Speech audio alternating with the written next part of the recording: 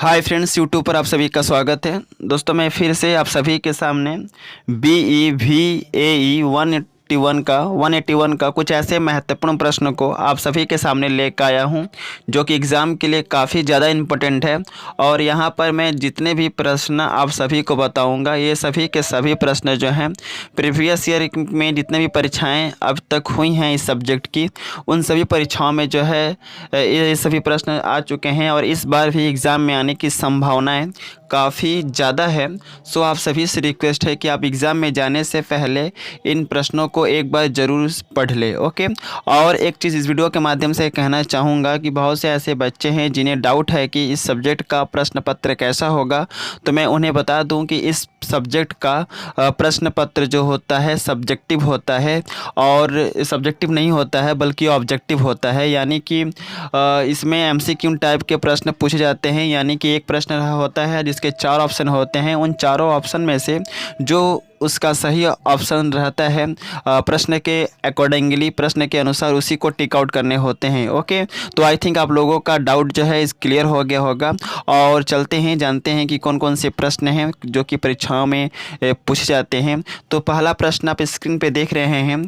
प्रश्न एग्ज़ाम में आएगा कि निम्नलिखित में से कौन सा सतत विकास के लिए आवश्यक प्राथमिकता क्षेत्र नहीं है। फिर से प्रश्न पढ़ दूं, निम्नलिखित में से कौन सा सतत विकास के लिए आवश्यक प्राथमिकता के क्षेत्र नहीं है। पहला ऑप्शन है जनसंख्या वृद्धि में कमी, दूसरा ऑप्शन है कृषि को सतत बनाना, तीसरा ऑप्शन है जल और ऊर्जा का सतत उपयोग, और चौथा ऑप्शन है अपशिष्ट उत्पादन को बढ़ाना।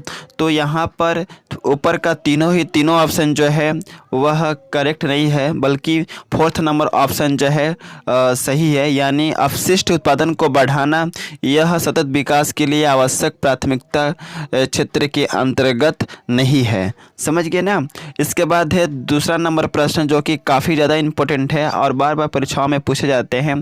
प्रश्न आपके एग्ज़ाम में आएगा कि WHO का पूरा नाम बताइए। तो पहला नंबर ऑप्शन में दिया गया है वर्ल्ड हेल्थ ऑर्गेनाइजेशन, दूसरा नंबर ऑप्शन में दिया गया है वर्ल्ड हेल्थ ऑफर, तीसरा नंबर ऑप्शन में दिया गया है वर्ल्ड हेड ऑफिसर, और चौथा नंबर ऑप्शन में दिया गया है इनमें से कोई नहीं। तो इसका राइट आंसर होगा WHO का full form world health organization, जिसको हिंदी में बोलते हैं विश्व स्वास्थ्य संस्था। क्या बोलते हैं? विश्व स्वास्थ्य संस्था। इंग्लिश में बोलते हैं वर्ल्ड हेल्थ ऑर्गेनाइजेशन। तो WHO का पूरा नाम क्या हुआ? World health organization. याद रखना है, भूलना नहीं है। इसके बाद तीसरा नंबर प्रश्न जो है, ओजन की सर्वाधिक सांद्रता किस मंडल में पाई जाती है? ओजन की सर्वाधिक सांद्रता किस मंडल में पाई जाती है? पहला नंबर ऑप्शन दिया है मध्य मंडल, दूसरा नंबर ऑप्शन दिया है क्षोभ मंडल, तीसरा नंबर ऑप्शन दिया है ओजन मंडल, और चौथा नंबर ऑप्शन दिया है समताप मंडल। तो ओजन की सर्वाधिक सांद्रता किस मंडल में पाई जाती है? ओजन में। किस में पाई जाती है? किस मंडल में पाई जाती है? ओजन मंडल में ओजन की सर्वाधिक सांद्रता पाई जाती है। क्लियर। इसके बाद है फोर्थ नंबर प्रश्न जो कि काफ़ी ज़्यादा बार पूछा जा चुका है। प्रश्न एग्जाम में आएगा कि ओजोन परत के संरक्षण के लिए अंतर्राष्ट्रीय दिवस कब मनाया जाता है? ओजोन परत के संरक्षण के लिए अंतर्राष्ट्रीय दिवस कब मनाया जाता है? ऑप्शन में दिया गया है 11 सितंबर, और दूसरा ऑप्शन में दिया गया है 12 सितंबर, तीसरा ऑप्शन में दिया गया है 13 सितंबर, और चौथा ऑप्शन में दिया गया है 16 सितंबर।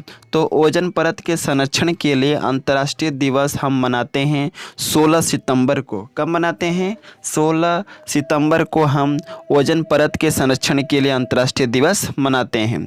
इसके बाद फिफ्थ नंबर प्रश्न है जो कि काफ़ी ज़्यादा इम्पोर्टेंट है। प्रश्न एग्जाम में रहेगा कि अम्ल वर्षा वाले जल का pH मान कितना होता है? अम्ल वर्षा वाले जल का pH मान कितना होता है? ऑप्शन में दिया गया है 10, दूसरा ऑप्शन में है 12, तीसरा ऑप्शन में है 4, और चौथा ऑप्शन में है 3। तो अम्ल वर्षा वाले जल का pH मान होता है 4। कितना होता है? 4। यानी अम्ल वर्षा वाले जल का pH मान कितना होता है 4। भूलना नहीं है और याद करना है, दिमाग में के कोने में बैठा लेना है कि अम्ल वर्षा वाले जल का pH मान 4 होता है। इसके बाद है 6 नंबर प्रश्न जो कि काफ़ी ज़्यादा इम्पोर्टेंट है, वह है संगमरमर और चूना पत्थर का क्या संकेत है। तो पहला नंबर ऑप्शन ही सही होगा CaCO3। संगमरमर और चूना पत्थर का क्या संकेत है CaCO3। दूसरा नंबर ऑप्शन तो सही नहीं होगा, CaCO2 नहीं होता है, CaCO5 भी नहीं होता है, CaCO6 भी नहीं होता है, यानी कि पहला नंबर ऑप्शन सही है। संगमरमर और चूना पत्थर का क्या संकेत है CaCO3। समझ गए ना। इसके बाद है 7 नंबर प्रश्न जो है, निम्नलिखित में से कौन नवीनकरणीय संसाधन नहीं है। वन की चारागाह की वन्य जीव की कोयला। तो निम्नलिखित में से कौन नवीनकरणीय संसाधन नहीं है। इसका राइट आंसर होगा कोयला। कोयला जो है नवीनकरणीय संसाधन नहीं है। इसके बाद है 8 नंबर प्रश्न जो कि काफ़ी ज़्यादा इम्पोर्टेंट है, वह है झील में कितना प्रतिशत मीठा जल होता है।